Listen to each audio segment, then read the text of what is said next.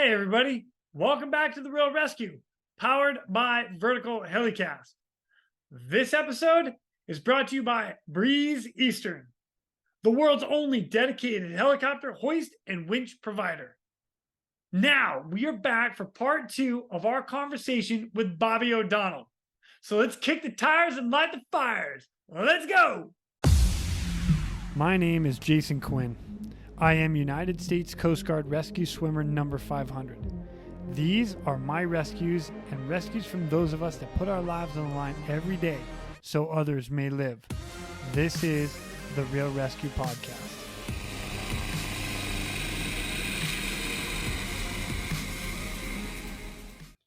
You know, if they're still here with us, then they're going to enjoy the next part of the stories because I'm going to ask about it. Seeing we talked about it earlier. Haiti. You went to Haiti. Mm-hmm. What the? I did. What the heck is in Haiti? Yeah. How and why did that even come up? Because let me throw this out there. It was air ambulance. You're going in there to help people more. Haiti Air Ambulance, man. If you have, I'm sure you do, flight paramedics or flight nurses that listen to your show. If you have two years of flight experience, you are eligible to go down and volunteer. It is an amazing organization, what they're doing down there. The only air medical asset in the country, all nonprofit. Haiti is by UNICEF, the poorest country in the Western Hemisphere. There's very poor infrastructure and little access to healthcare. Talk about a place where flying makes a difference. That's probably the top of the list.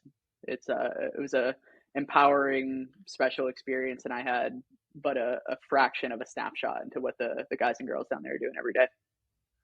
Okay, so let's start with this. How did you find out about it? Mm-hmm. Yeah, as most of things that happen in my life, Google.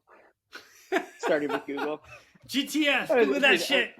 Yeah, that was my first. When I trained for my first marathon, I Googled. I'm like marathon training plan, and then I was looking at it, and then I backspace. I was like marathon training plan beginner. That's how I trained for my first marathon. I'm like Forrest Gump, and then I just kept running. All right. So there was one of the flight nurses that I worked with at Dartmouth. Previously, it's always the 6 degrees of separation type of deal. He previously flew for Duke, and a lot of the programs down south are more familiar with Haiti Air Ambulance and send people down to volunteer. And he was like, "Hey, you're travel a lot and doing this kind of stuff. Have you ever heard of this organization?" So I started Googling it and just got totally sucked in by the message, the mission, and everything they're doing. So reached out through their volunteer coordinator, who's a flight paramedic with Maryland State Police, and got to work on paperwork. Looked at when I'd be able to get down. At first, I was like, "I'll go down in July." I'm a cold weather boy. I love these mountains in New Hampshire in the wintertime. I am not going to Haiti in July. I had a week in July that I go. I'm like, you got fall later in the fall. I'm like, I feel like a dick, right? Because I'm just like, I'm gonna go when this is convenient for me and my poor climatization. But yeah, I got back a week ago and went down there for a week. And talk about meaningful medicine. That's the place to go. I can't emphasize enough how much good they're doing there. And talk about a place with limited resources, limited access. There's only a handful of CT scanners in that whole country. There's no cardiac cath lab, no interventional radiology. So it's if you have a stroke or a STEMI, you get the medicine and then you either die or you don't. And that's it. Oh my gosh. It's largely Port-au-Prince area is largely controlled by gangs. At this one, it's about 90% gang controlled at the moment. So it's not the safest place to be at the moment. Family was very happy that I came back. But hopefully there's, things start to get settled a little bit because it's a beautiful country, and talk about people that are just so appreciative for help and have such a positive outlook on life despite being in an awful situation. Damn, man. Oh, all right. So let's talk a couple scenarios that you might have been called out to. Are you doing scene work, like landing at the scene of a motor vehicle crash, or is it hospital? Or is it? In a way, it's all scene work. I'll send you a picture of some of the LZs. There's very little healthcare outside of major areas. So it's a lot of like clinic work. There's an awesome doctor and his wife that are from Kansas that volunteer in one of the remote part of the countries, and they've been going there and living there for 20 years, and have some capabilities to diagnose. Like they have ultrasound and some point of care labs, stuff like that, and just do so much for this community. But a lot of times too, the family is responsible from getting the patient from whatever clinic or wherever to you at the scene. So you're oftentimes, most of the LZs are like soccer fields, and not like what you'd think of like as an American soccer field. Like some of the, like, I didn't know how mountainous Haiti was. It was so beautiful. Like some of the high peaks are over 8,000 feet. And so you'll be flying up to these soccer fields. Yeah. So like some of our LZs, like you're flying from sea level up to 4,000 or 5,000 feet and landing at this like in this like tiny like postage stamp field, with these wooden goalposts and all this. Talk about scene management. Like it's, if you're landing in a place where they haven't landed in a while or they've never landed at before, you're in a 407, so you have the 2-minute shutdown. So it's like you're landing, popping doors, and making sure that people don't walk into the rotor disc or into the tail rotor. Because you'll have within a couple of minutes, I'm not joking. They had told me this during like the initial orientation. You'll have like 300-400 people like suddenly like coming out and surrounding the helicopter. So it was just compared to American HEMS and what we're used to, like any scene work and HEMS. Like if we're landed on 93 or like any of the major highways, like there are like 18 fire trucks and stadies everywhere. Like, totally. There's no one getting near you. Yeah, I know. But so that you get your mix of trauma, right? One of the interesting things though is that there's very limited access to ventilators, even at the receiving hospitals. So you have to be really careful and find out whether or not you can put an advanced airway in any of these. Like we had a motorcycle trauma that needed to be intubated, and like, well, if you intubate him, the hospital can't take him. So, and he was starting to be combative from a closed head. Started to be combative from a closed head injury. So I'm like, I'm not putting this guy in a 407 without sedating him. So you're kind of in this weird position. And my partner, who was very awesome, who's a great nurse, she's like, we just have to be careful because the population as a whole is very opioid naive. So even like this is a young, healthy 20-year-old kid, you like wouldn't even think twice about giving 50, 100 mics of fentanyl. We have 25 mics of fentanyl, and he was out cold. You're bagging him for like the next, and for like 20 plus minutes. Like it wasn't like he just kind of came out of it. Wow. But that was kind of a normal thing. And some of the more interesting things medically were just different diseases and pathology that are in the paramedic textbook or medical school textbooks that, there's like a 4-sentence paragraph and they're like, this is what this is. This is what it looks like. You'll never see it. But they're just seeing it all the time. And we had a little kiddo with really advanced diphtheria, which was really interesting medically. And the person I was working with that day is a nurse practitioner from America he's been working with Haiti Air Ambulance for 7-8 years plus, and it goes down there like 3 weeks at a time. Is always going down there, and it's on staff, and it's the clinical educator. Super smart guy, and I'm glad I was with him because he was like, all right, well, you get the flight request. He's like, we need to have security go because we can't really like leave the base. It's not safe for us to go into Port-au-Prince. So like you're always traveling under in armored vehicles with security when you're trying to go between crew house and in the base, and we would never go into the hospital in the city. Like you're always handing them off to like really just a BLS crew, despite whatever interventions, and just handing them off to get into the hospitals because it wasn't safe for us to go into the hospitals. But so he was like, yeah, we need to get security to go in the hospital to pick up the diphtheria antitoxin because it's this really progressed form, and they're going to bring that back, but we're going to do this other flight in the meantime while they do that. And you were just flying all day, and it's VFR day only. So, and this time of year is short day, so you're just like maximizing time and logistics because you're it. So he like goes, we get this antitoxin. He's like explaining to me how you do like the intradermal sensitivity test and how we're going to dose it, and how you do all this, all this nerd stuff. That I'm loving it. I'm like, this is crazy. This is so cool. And we got this kid, and we get him over to the helicopter. I'm like, this kid is sick, and I'm so thankful that we didn't have to intubate him because it would have just been a horrible airway. Like, it was the textbook clinical presentation with the gross, thick, gray, mucousy secretions. Everything's inflamed, and or you're doing the thing, and so it's a couple injections. how you do it. And just because of where he was sitting in the helicopter, so you do the intradermal sensitivity, you have to wait 15 minutes, make sure they don't react. So we're already in flight by the time when you're like, all right, no reaction. So he does the first two. And because how small he was, like, all right, we have to do these next two in his legs. And I'm just like thinking to myself the whole time, so like selfish. I'm an asshole, man. I'm like, there is no other time in my career I'll ever be able to give diphtheria antitoxin. I'm like, dude, when we land, can I actually give those last two injections? Because I like what an experience. And he was awesome. And he's just super, super smart nurse practitioner and really skilled guy. And he's like, oh yeah, absolutely. But yeah, I got to give diphtheria antitoxin, which I never thought that I'd be able to do.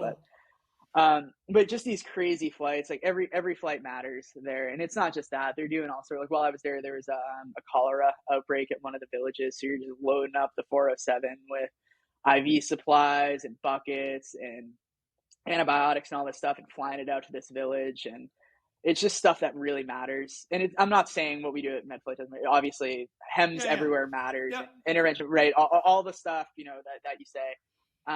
But it's just like working on an ambulance, like you do your BS calls. Everyone thinks the helicopter's sexy. Like we do BS calls at MedFlight. I promise you that. But every flight there matters and means something and is impacting human life. And the people that work there day to day and go and volunteer or work in administration, I just can't say enough about the compassion and dedication to the mission there. It's incredible. And if you have the skill set and credentials to go volunteer, I highly encourage that. Oh wow, that's incredible. Out of curiosity, with your when the you said the little community had the what was it, the cholera outbreak? Cholera outbreak. Cholera outbreak. Was it you guys that's like staying on scene for an extended amount of time to give IVs or is that drop medication, drop IVs off and beat feet? Drop and beat feet. And like part of it too was like they could get way more supplies in the helicopter without the weight of additional crew. So it was the pilot going and just dropping all this stuff. Yeah, but they were something crazy because I surprisingly I don't have a lot of experience with cholera and Boston, but right. They were like, oh, there's this cholera. I'm like, oh yeah, of course there.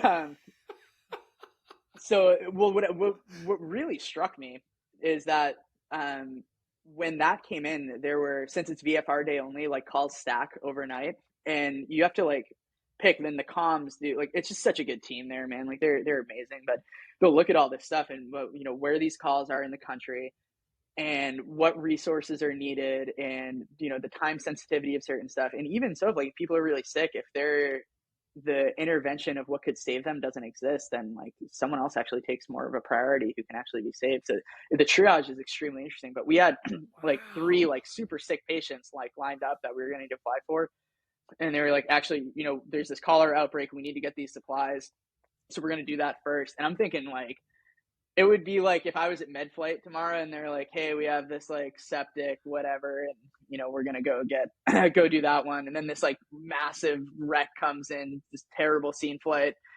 and I'd be like, all right, like let's go, we're gonna divert, and they're like, no, we just need you to actually go do this one first. Like that's what it felt like. I'm like, why are we not going to all these sick patients? But then when they were talking about it, explained to me, they're like, dude, 60 people in this village died overnight. Like there were 29 bodies outside the clinic and 30 people that didn't even make it there. Like we need to get supplies there now, and that's how we're going to impact the most human life today. It's a different world, and they do such a good job with it. And like I'm speaking not as an experienced Haiti Air Ambulance volunteer. I'm purely just trying to emphasize the awesome work that these guys do every day. It is so cool to see what they're doing there. Was that your first trip down there doing that, or have you done that before? No, that was my first trip down there. So it left a lasting 2 weeks or 3. I was only there for a week of flying. And that was it. But it was like every day, like you're out flying all day. And but that's what, and Boston MedFlight's been awesome too, just talking to them about ways that we can help even remotely with education or sim equipment, or getting me out there to start talking and kind of spreading the word about, because not a lot of people know that Haiti Air Ambulance exists, and it's kind of a unique model where there aren't many places where you can volunteer as a flight provider. Yeah. And that's why they look for that like little bit of experience and to kind of vet you, because they're like, there's no orientation. Like we're going to give you some classes on, tropical disease pathology, and then like, there you go. They're great, man. Good group of Wow. people. It's interesting. Like my first thought, I guess I went through two things. Like I totally get it. You got to have the people that have experience to get out there and do that. At the same time, I want to flip it and be like, if you had somebody that was on an ambulance, it's pretty high speed, and they want to try to get into flight, but they can't because they don't have flight time, they don't have this, they don't have that. Might be a good way to go. But if they can't get in there without that, I don't know. Is there a waiver? Is there a way to work around it? I don't know. Okay. I'm not sure, man. But you're right. I mean, that's always the hard thing for paramedics, right? It's just kind of breaking in the door to like. I remember like I'm a mountain loving man, and like to get into flight, like I had to go work in Kansas for 7 months. It was awful. Like that was the only place I could get a flight job. I was like, oh my God, I'm like, I can't. Like I talked to Dartmouth, I talked to MedFlight, and they're like, well, you don't have any flight experience. I'm like, well, how am I supposed to get it if you want to hire me? So I took a job, and I was in Garden City, Kansas. I just hated my life. I just hated it. Like, in a 407, you're like doing these like hour and a half long flights. It's like it's awful. And I'm just like trying to go for runs. I'm just sucking in like wheat dust and cow manure. And I'm like, you know, I'm me. Like I'm a small runner guy, right? And I'm running around all these fields in my short shorts and my fucking running shirt, and I'm like getting all the looks. I finished this run, so. One of my life goals, right, is to we've covered a lot of ground in this podcast. I'm having a blast, man. So one of my life goals, right, is to do the 50 high points that go to by human power to the high point of every state in the U.S. And like by the end of my tenure in Kansas, so by the end of my tenure in Kansas, it was like my fiance's name's Jackie. I'm like, look, Jackie, we're never coming to this state. Ever. Like we're not like even if we're like going somewhere else and we have a connection through Wichita, we're paying however much more it is to connect through somewhere else. I apologize to all the Kansas people as well. I just not for me. So I'm like, all right, I'm gonna figure out what the high point of Kansas is so I can just get this done while I'm here for work and I never have to come back. It's Mount Sunflower. If you're at like a bar trivia night, what's the high point? Mount Sunflower. It sounds cute, right? So yeah. I look it up on All Trails. It's like 2.5. It's on the Colorado border. It's like 2.5 hours from our base. So I got out of work in the morning. I drive, I'm like looking at the thing on All Trails, and it was like described it as 0.6 miles of hiking to it was 20 feet of elevation gain over this 0.6 miles to the high point of Kansas, right? So it's like, geez. So I'm like driving out this field, I'm like drone along, and I'm like, man, the GPS says I'm really close. And all of a sudden I like pulled up, I'm right there. Like there's no trail, like it's literally just a sign, and it says Mount Sunflower, and it's like it's like dirt and wheat everywhere. I'm like, man, I gotta do like some sort of physical effort while I'm here to like earn this one a little bit. So I like parked my rental car and like ran 10 miles, and I'm just like choking on the dust. And so I'm driving back, right? I'm like, all right, well, there you go, Mount Sunflower, tick, did it. I stop at this gas station to fill up and like grab a vitamin water. And I go in and I'm wearing my running shorts and just looking myself. And I'm paying at the register, and these two huge farmer dudes just look over at me and go, "From here, are you, boy?" And I was like, "Oh my God!" I'm like, "I need to get out of here." Right People now. really say that? What? Yeah, I'm like, "This is a movie. This is a movie." I'm like, "This is how I get killed." I gotta go. Oh no, I'm not. I gotta go. I got a phone call. I got those women's Patagonia shorts. I'm like, "Don't hurt me." Well, you guys are gonna eat me, man. God. Holy shit. That's it. So Mount Sunflower, if you're working on your high points. Dude, hilarious. Okay, duly noted. Yeah. Oh God, that's so funny. All right, well let me back up. All right, we've covered so much of the globe. This has been so fun. I've had such a blast. Oh, it's great. It's a blast. We're going to divert real quick to thank our sponsors. Breeze Eastern. For over 80 years, Breeze Eastern has designed and manufactured battle-proven aerial rescue hoists, winches, and cargo hooks. Each product is carefully crafted to support demanding mission scenarios, ensuring the job gets done safely and efficiently. Visit them today at www.breeze-eastern.com. Well, I got back up to Haiti real quick because so you're down there for a week. You're flying every day. Do you have one or two flights that really stand out to you with either a patient you picked up, dropped off, I mean, I know you already mentioned a couple. The one that Yeah. you probably could have tubed, but you didn't. Mm-hmm. So, what else you got? Yeah. As a generalization, a lot of the like disease pathologies were just so advanced because it was just a delay to definitive care, right? So like some super sick pregnant patients, which are like already can be disastrous. Like even like we do some sick pregnant patients at MedFlight, man. But like it was hard. Like you don't have blood products either, which is another challenge. And but they were telling me, yeah. So that was a huge. It was a good thing. It like brings you back to your roots. Where like we're lucky at MedFlight. Like you got all the bells and whistles and ultrasound and epochs and all this stuff. And like your good assessment skills are everything there. But not having blood products was it kind of sucked, right? Because you're like, I know what they need. You don't have it. But one of the things they were telling me is there's like a big black market in Port-au-Prince called the Iron Market, and like you can get anything on this. And one of the agencies just confiscated a bunch of like human blood that was being trafficked in this black market in Haiti, and like 60% of it was HIV positive. Oh no! It was wild. Like they're not giving that in the hospital, but like people like use it, right? And it's a huge problem, right? One of like many problems, but that was just like kind of an inconceivable thing for me to think about. And, oh my gosh! But so yeah, you're seeing people that are generally sicker, and then I think the one that jumped out the most to me, we went to a village for, and this was like in the middle, like this was like after, like the cholera. But this was one of these patients where like, all right, we have like this patient that's really sick, you have this patient that's really sick, and then this other patient was this baby that sounded really ill based off of, and they do all the communication via WhatsApp.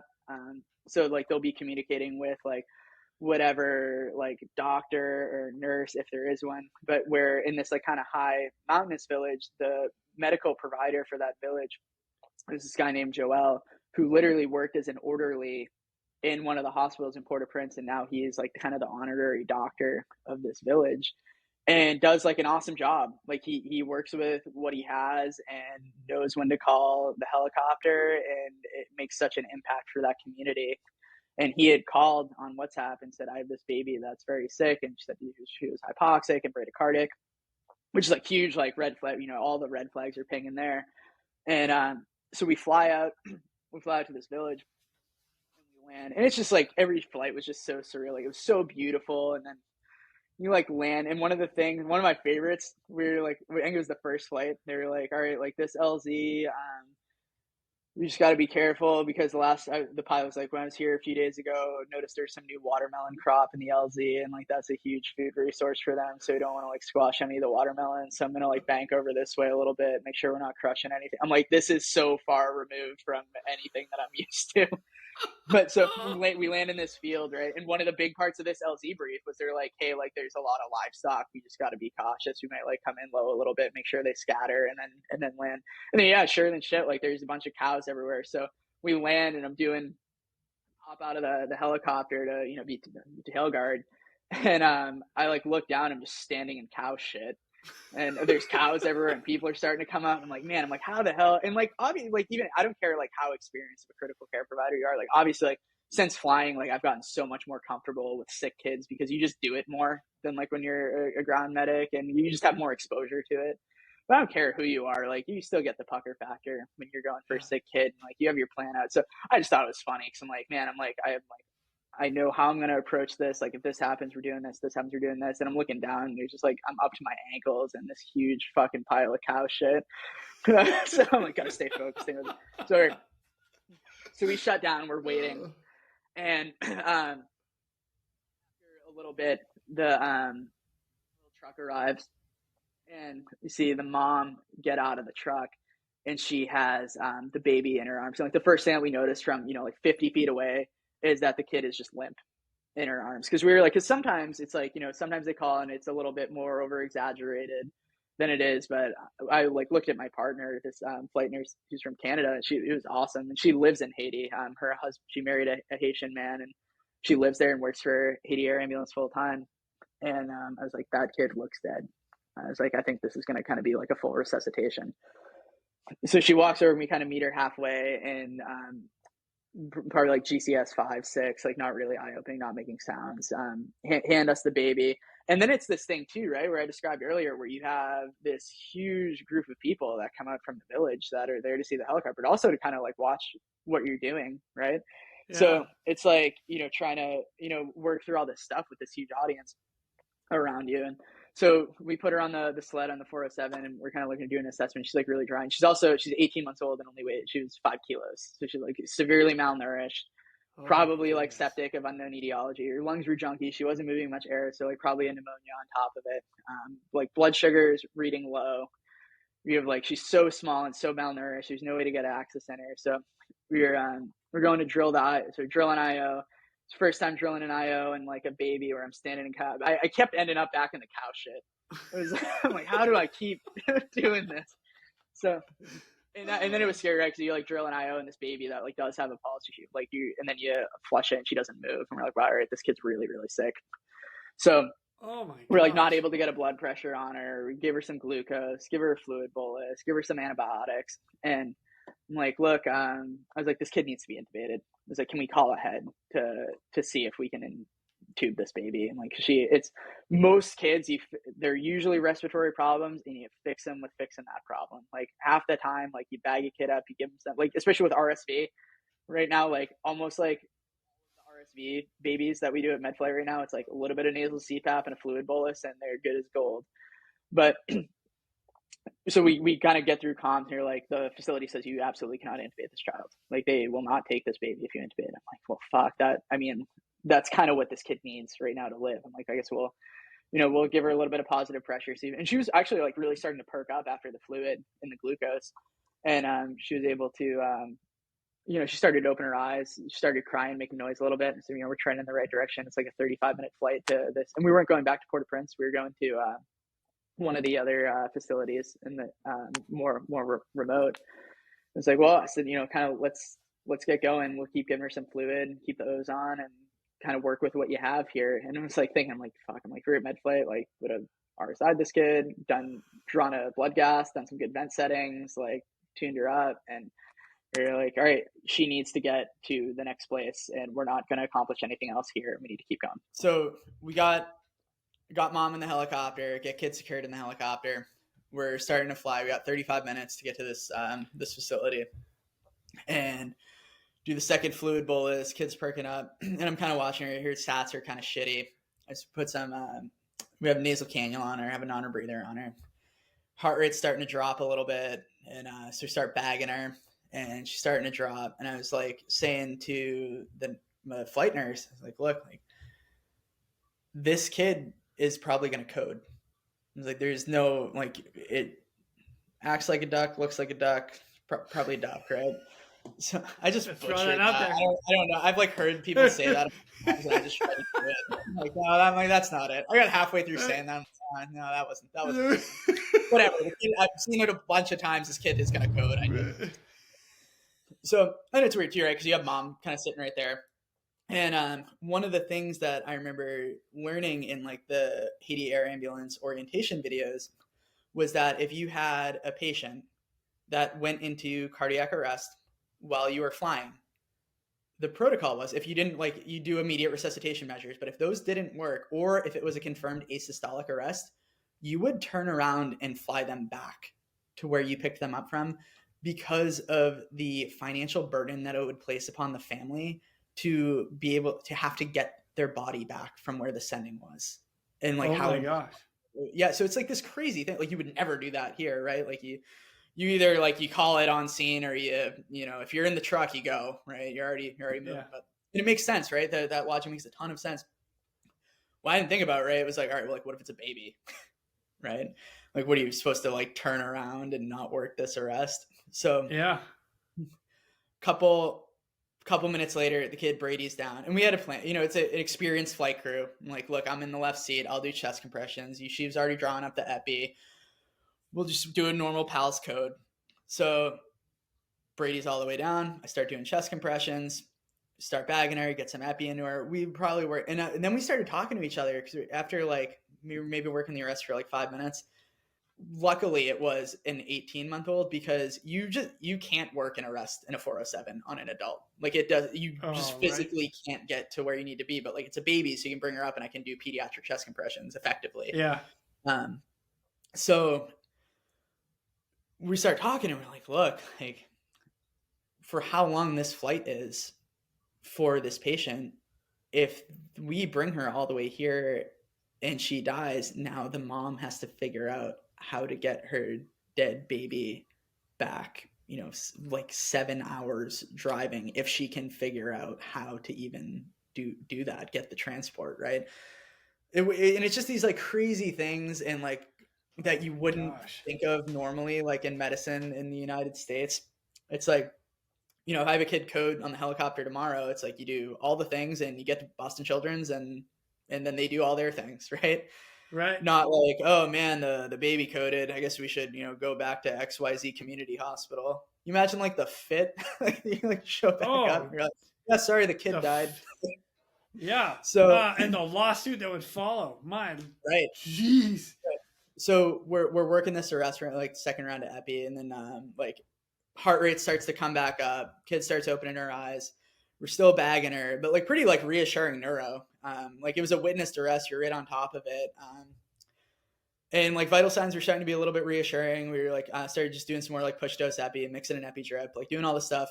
And we get to the where we were going to end up at this like receiving clinic, and we didn't know, but they also had a patient that they were going to send with us to go to another hospital when we dropped off. So we land right with this like post-arrest 18-month-old in this field. You're like, the 2-minute shutdown in the 407 that time might as well have felt like it was 2 hours. You're just like waiting, like, all right, come on, let's go. So like the ambulance, not the ambulance, but it's like a van that had a striker stretcher ratchet strapped to the floorboard of it that was like going to come pick us up. Oh my God. Wasn't there yet. So we're like, all right, like you're still just like kind of waiting. And then you're telling the pilot, we're like, hey man, like we need you to stay hot because we need the O's going through the main here because we're not going to have enough on this portable. It was like all these like crazy logistics. So he's staying hot. We finally see the ambulance. He shuts down. And we're going to like, my partner like had the baby in her arms. I'm holding all the other stuff. We're still bagging her. And we go to kind of open the doors of this van, and there's another patient in it who's this like super sick adult that was having like tetanus seizures, right? Not something that you normally usually see here. And we're like, well, shit. Like, and since we're not in Port-au-Prince, we're like, all right, we're going to the receiving with this baby. Like, she is so sick. She needs both of us to kind of work through this. And I was thinking about it too, retrospectively. I'm like, that would have been an awful feeling to have if like we landed in Port-au-Prince with this baby. Because I'm like, for my personal safety, I would not have gone to the hospital, but you wouldn't have felt all that great about just kind of, you know, putting her in a van and sending her on her way without critical care. Yeah. So whatever, we like kind of I take a quick look at the adult, and we're like, all right, like let's kind of get him off onto the ground, get him in the helicopter, get the baby in the van. And my partner's just like sitting on the seat of the van, bagging the baby. We're just pushing epi. And we get to this clinic, and it's kind of like, you know, when you have those like shitty calls and you're like, thank God I'm at the hospital. Like, cause we're like at the end of like what our capability is here. And even like in critical care, it's like, just thank God that was just like such a long transport and you're like using all your mental bandwidth. And we get there and the doctor's like, you can't come inside. We're like, what do you mean we can't come inside? We're like, we're bagging an 18-month-old. And we're like, she was arrested. We have Ross. We have reassuring neuro. Like, vital signs are actually pretty rock solid. She just needs some ventilation support. And they're like, there was an issue with like the transfer paperwork, and this kid's too sick, and we don't have any room here. And my partner spoke Creole. But Creole is one of those really interesting languages where, like, depending on how much French people interject into it, it can change everything completely.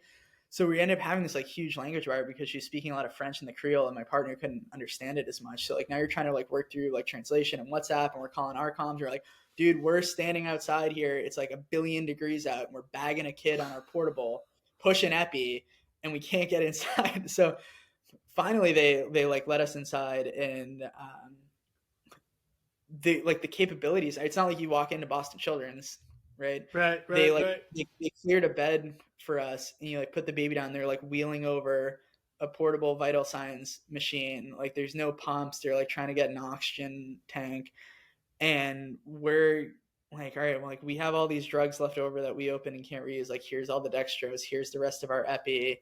And I'm like looking at this guy. I'm like, are you comfortable like using this BVM and ventilating a child? And trying to give him that. And I'm like looking at my partner. I'm like, we're gonna leave and this kid's just gonna die. And it's such a weird feeling, man. Like, especially being used to all the resources. It's like you get to Boston Children's and it's like there's 8 million doctors there and they're ready to take over and they do all the stuff. And but it's a strange feeling dropping a child off and like knowing that you're like, actually, I think we were the kind of higher level of care. And I have to like kind of be delicate about that. And it's not that we were the higher level of care. We had more resources available to us. Understood. Yep. Right. Yep. Because the teams there care immensely about what they do. And that's why like I hate sometimes when like critical care teams like shit on like community hospitals or stuff like that. I'm like, look, like they're doing the best with what they have. It's like people don't go to work and are like, oh, I'm gonna kill this guy today because XYZ reason. It's like no, like they're doing the best with what they can, and oftentimes they care a lot more than you do going there because it's their community that they're trying to help. So like don't shit on them for what they're doing. But it's a shitty feeling, man, because we're like, we got to the point where I'm like, we just have to walk out the room and they know that there's nothing that we can do about this. And then we went back to that hospital the next day, dropping a patient. And then we had to go fly this tetanus guy. So you're like, you do the thing, you like get back, like load this guy, do all the stuff on him, fly back. It was nuts. So and then we ended up flying back there next day and they're like, oh yeah, the kid died like, an hour later or whatever. And it just sucks from like, if we were somewhere else that had resources, that kid had, fixable problems. And it's no fault to that medical team or that doctor or anything else. The most frustrating part about all of it is just the lack of resources. And I just wish that we could like take a fraction of what we have here and just give it to them. And that's what I want to work on now. Like, that's what I'm like talking to MedFlight about. I'm like, how do we get stuff there? Like, how do we, and I talked to Haiti Air Ambulance. I'm like, look, we have a ton of resources in Boston. I'm like, how can we help you guys without physically being like, my fiance is not, or my mom are not going to let me go back to Haiti in the near future. And I'm like, if I can't be there, I'm like, how do I help? How do I use my network to help you guys? Because like, it makes you frustrated when you come back. Like I worked like 2 or 3 days later and you're like walking into Mass General or the Brigham and there's like a million fucking things for everything that people are just throwing out. And, it's not that you can't be upset for having things, right? But there has to be a level of awareness for what others don't. And when we can help, like there are lots of ways. And I just give so much credit to the providers that are working there every day and just doing the best they can with what they have and really doing amazing work. Wow. You got to take a deep breath on that one for sure. Jeez. I mean, good for you for volunteering to go down there. I'm sorry that you have to like even deal with something like that. That's tough for sure. I think it's good for perspective. Like, I think it's really good. It makes you really think about kind of some of the things that it's a good reality check when you're like this morning when I'm like waking up to, driving to Boston at it's like 5 a.m. Like, man, fuck this. Like, this is awful. And I'm like, nope, but no, it's not. Like, I have a great place, a great job, a great life. Like, I got to be grateful. And it's good to have that perspective and important to try to use your resources to help with what you can. Exactly. Mm-hmm. Bobby, that's good stuff, man. All right. I'll tell you what, dude, you and I have been on for over 2 hours right now. We're crushing it. Wild. I'll tell you what. It's time for you, man. It's right. Oh, no, it's great. I'm having a blast. I've loved every bit of this. Before I let you go, I am going to ask you one more question.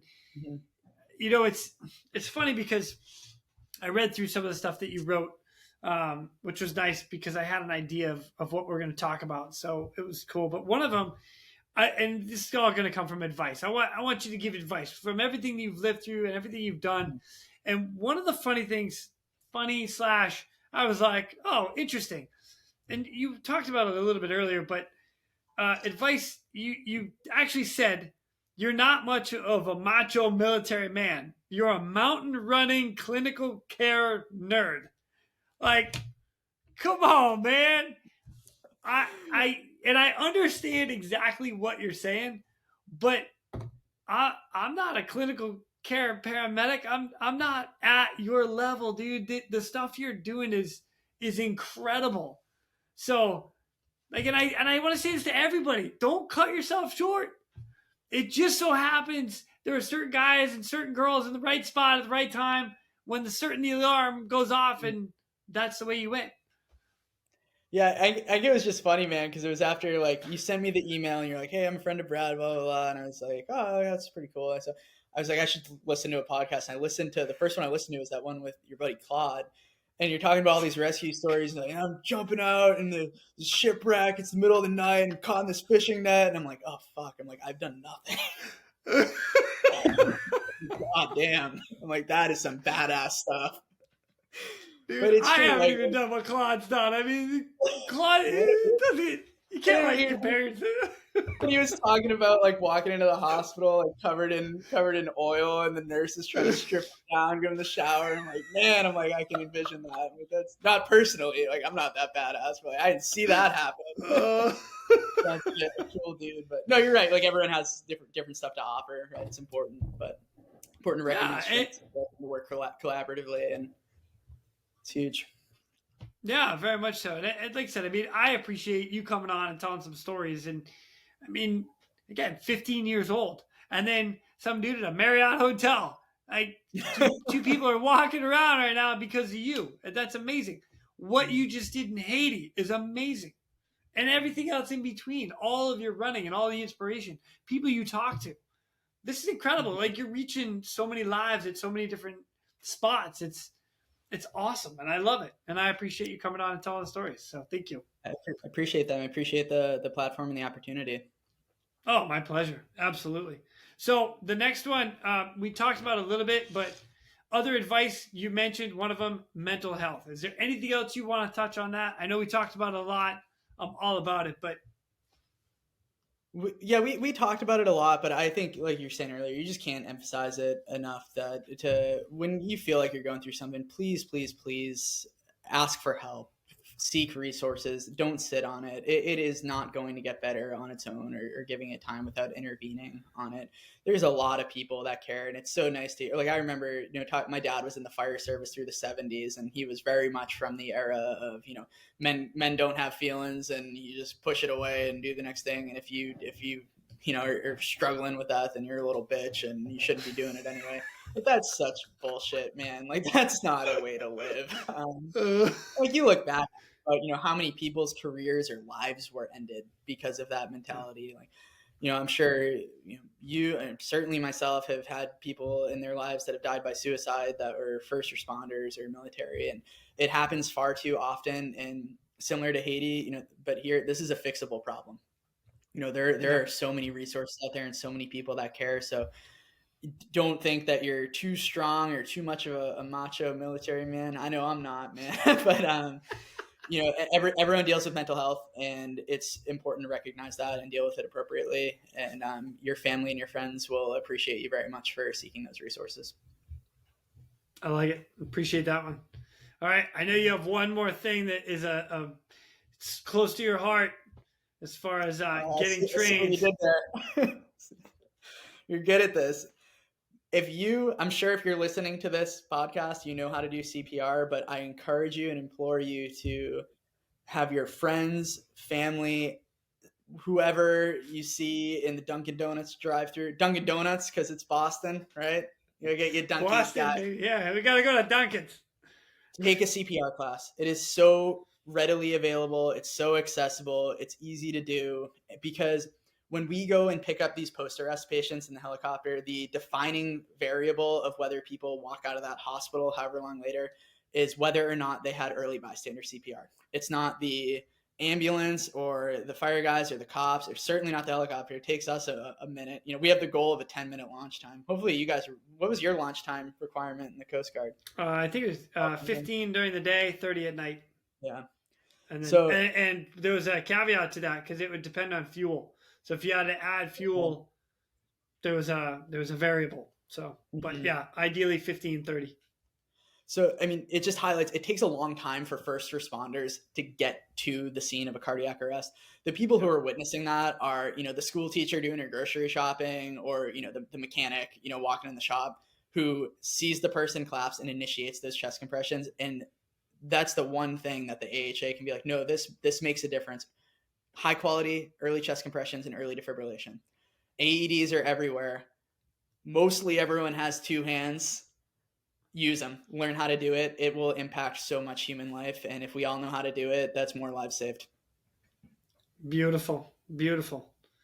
And what song works the best for it?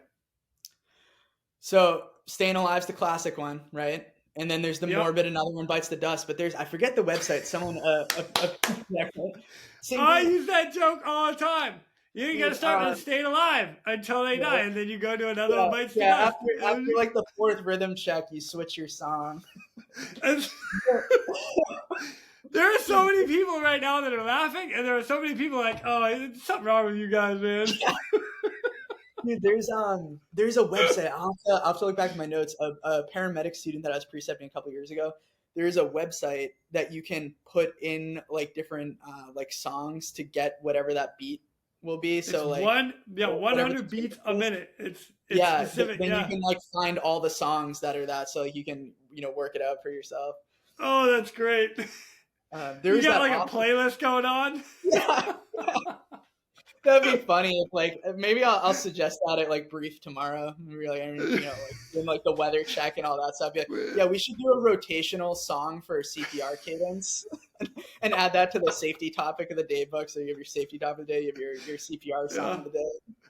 Oh man, you're starting to code. What song are we on today? This one. Dun, dun, dun, dun, dun, dun, dun, dun. That's funny, man. Oh, that's hilarious. Damn, man. Hey, Bobby. People remember that. Oh, yeah, absolutely. Very much so. Very much so. Yeah. Always fall back on it. God, it's so funny. Bobby, I have had an absolute pleasure. Thank you so much for taking time, and as much time as we've taken to talk about everything you're doing and everything you've done. It's been an absolute pleasure. I look forward to meeting you in Boston. I am going to look you up as soon as I get there. I promise. Sounds great, man. Looking forward to it. Get some wicked good beers. Wicked good. It's going to be awesome. I can't wait to get to the bar. Yeah, it's going to be sick. It's good. All right, thanks, man. I really appreciate it. Anytime. My pleasure. And with that, ladies and gentlemen, we are out of here. Go. Now, it's time for me to pull chocks and take off. But before I go, I'm always looking for the memorable rescues that people have done. If you have one that you're willing to share, or know somebody who has a story, please feel free to reach out to me. I'd love to highlight it here at The Real Rescue. For everybody that is standing by for that SAR alarm, remember, those in distress are praying for a miracle. They are going to get you. So until next time, fly safe and swim hard. Thank you for joining me today here at The Real Rescue Podcast, powered by Vertical Helicasts. We'd also like to say thank you to our sponsors for this episode. Breeze Eastern. For over 80 years, Breeze Eastern has designed and manufactured battle-proven aerial rescue hoists, winches, and cargo hooks. Each product is carefully crafted to support demanding mission scenarios, ensuring the job gets done safely and efficiently. Visit them today at www.breeze-eastern.com. You guys like pumpkin. I like pumpkin. Yep. Oh.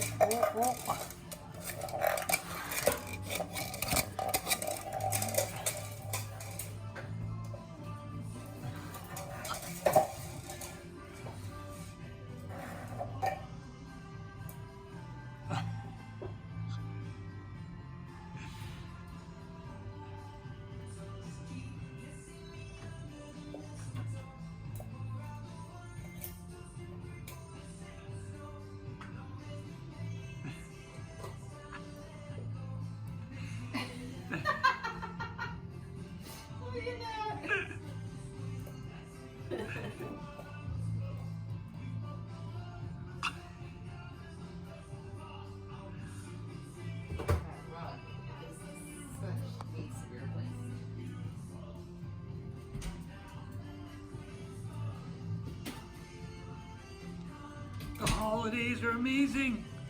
I love the holidays. Pumpkin. I love pumpkin.